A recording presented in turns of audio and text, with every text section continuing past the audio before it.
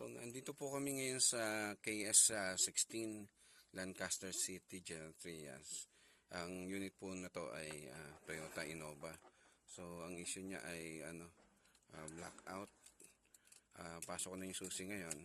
So, dapat pag pinasok ng susi at nakabukas yung pinto, dapat tutunog yung yung key reminder. So, dapat niya meron kang maririnig na sound. So, sa ngayon walang naririnig na sound. Dapat niya may key reminder na buzzer. So, yan. Naka-on na ngayon to, naka-on na. Naka-ignition on. Ay makikita mayroong mga indicator. Pero blackout yung backlights, walang ilaw. Then yung gauge, hindi gumagalaw. Although hindi visible dito sa sa video kasi medyo madilim siya. Kung makikita mo yung niya, yung gauge niya, lahat nakababa. So, yan, gagawin namin, babaklasin namin to. Then repair na namin. Balikan na lang mamaya after na magawa. Siya ngayon after na ma-repair, so ipapasok ko ng susi.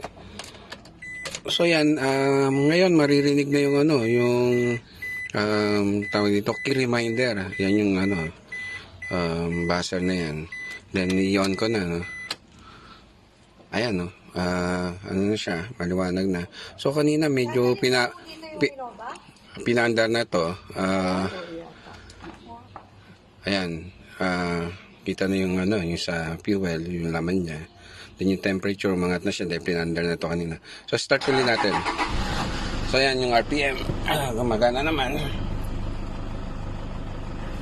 Ayan, responsive naman siya. So umangat naman yung okay. Hindi lang natin matetest dito yung speedometer. Pero mamaya itetest naman to ng may-ari.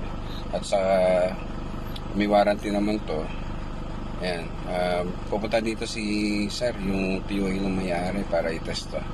At magdadala ulit siya ng unit para gawin namin. Maraming salamat.